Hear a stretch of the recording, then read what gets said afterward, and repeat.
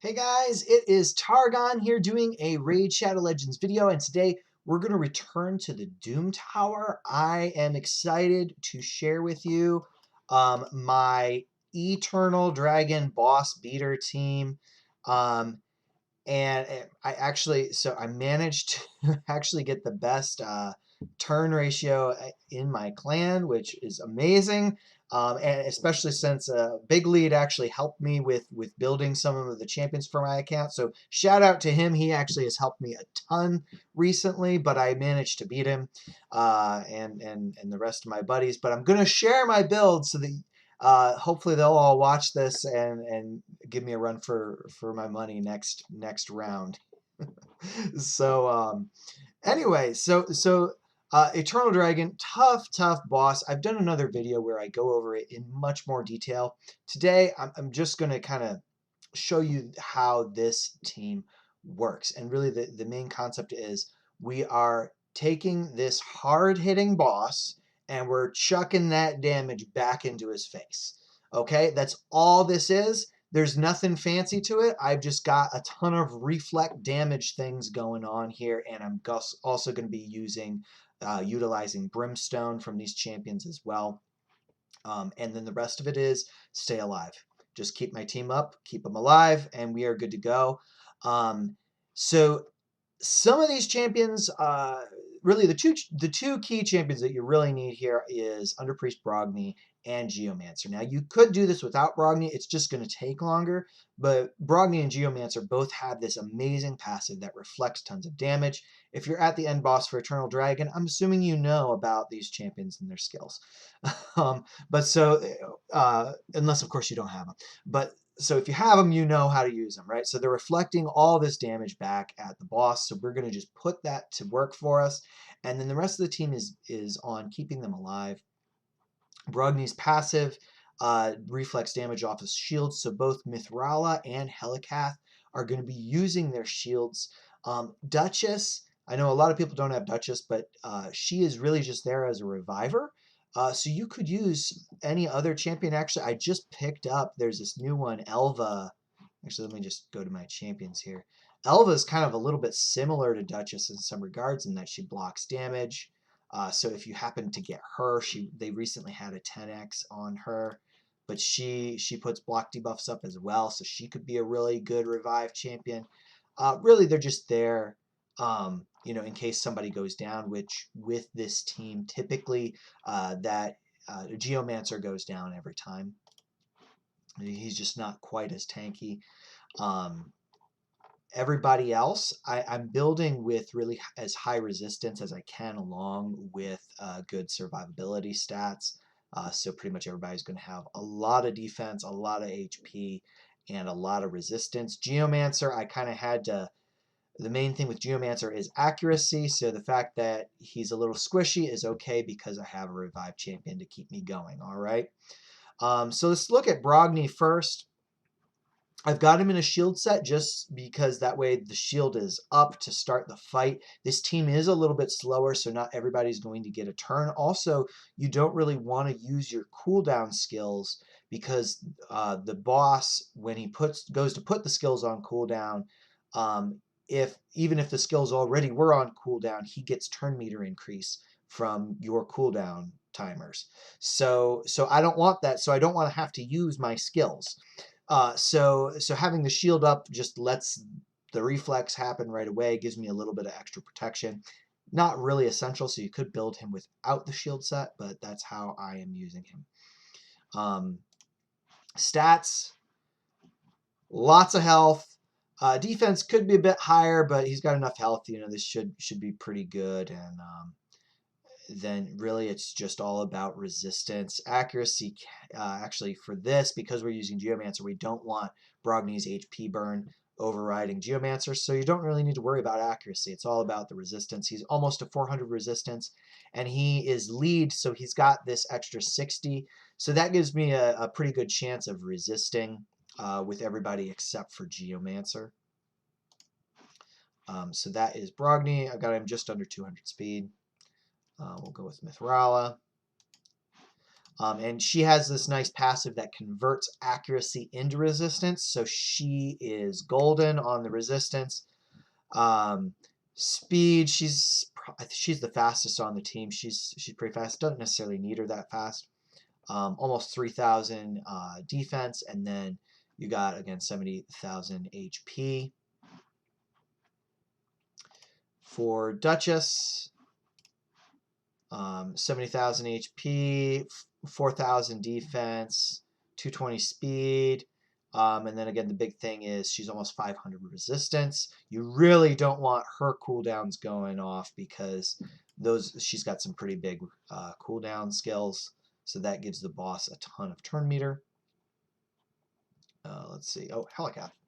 Helicath is my highest awakened champion, so he's got the smite going off at 40% chance, so that's really going to be helpful. You don't need Helicath. You could use another champion that does shields. You could use another champion that does block damage. Really, the idea for this is somebody who's going to help keep the team alive as long as possible. I have hit, so I have his health is pretty low comparatively, but he's got really high defense. And he's especially going to have shields and block damage on most of the time. Again, over 400 resistance. And then Geomancer, like I said, he is squishy. So ideally, I'd love to bring these stats up a lot. For other kind of, I've got him with some resistance. A big thing again is accuracy. Because I have a revive champion, I'm okay with him going down as long as he can last long enough where he gets that HP burn off. Obviously, if I could keep him alive, that would be good. I could maybe look at swapping some of his resist out for extra defense and just assume that his skills will go on cooldown.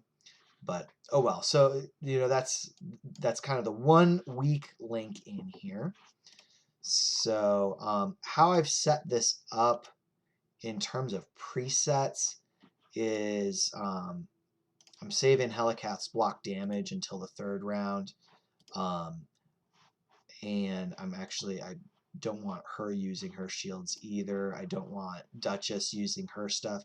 Really, for Geomancer, for the first 2 waves, you just want him using his A1 because you're getting through the waves can be a little bit tricky. Actually, let me put this as the opener here. So this is the team we are going to use. And really, there's nothing much to the waves. I got enough survivability built into my team. They're not a threat at all. It's just I don't have none of the champions here really do damage in and of themselves. It's all based on the reflex going off. So that means that it can take a little while to get through the waves, but it's not too bad.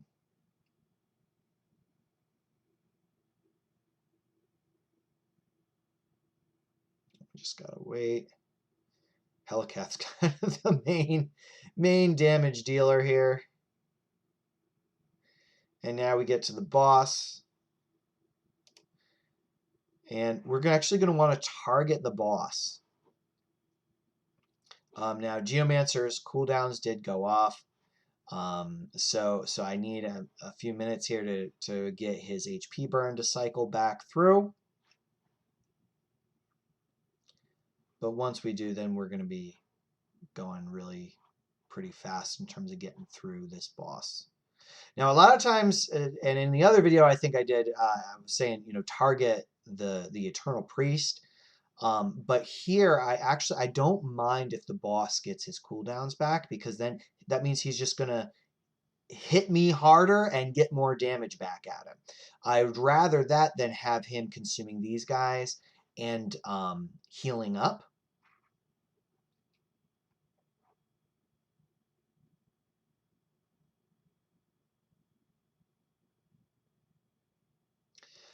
One thing to be mindful of, though, is if there's 2 or more of the minions when he goes to put new ones out, then he gets this buff here which allows him to ignore shields and block damage. So that's where Geomancer starts going down. So that can be bad, but you know, because I have Duchess in here, it just makes it, I don't need to worry about that too much. I get him back. It's all good. And hopefully we can put another smite on him here. No. Come on. This one's taken a, well, usually the fast time actually is 3.5 minutes, so I'm actually on track for that. Turn count is up a little bit higher.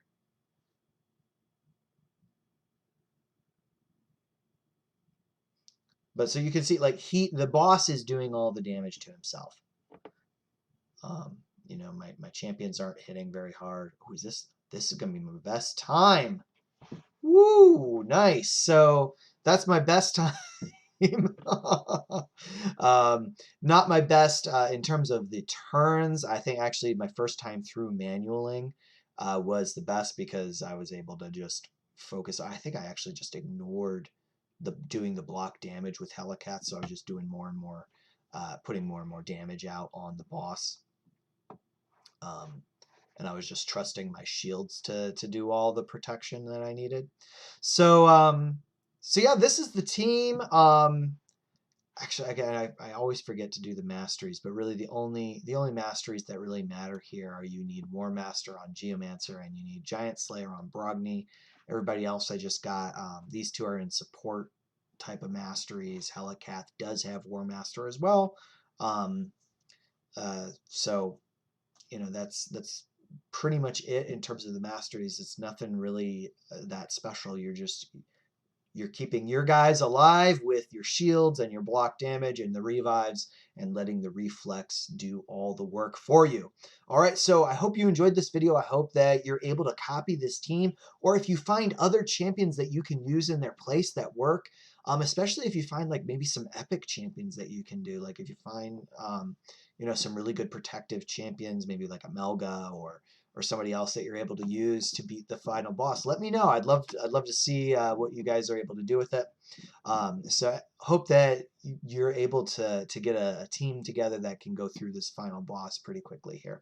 All right, so thank you so much for watching. Please like and subscribe to the channel. I will see you next time.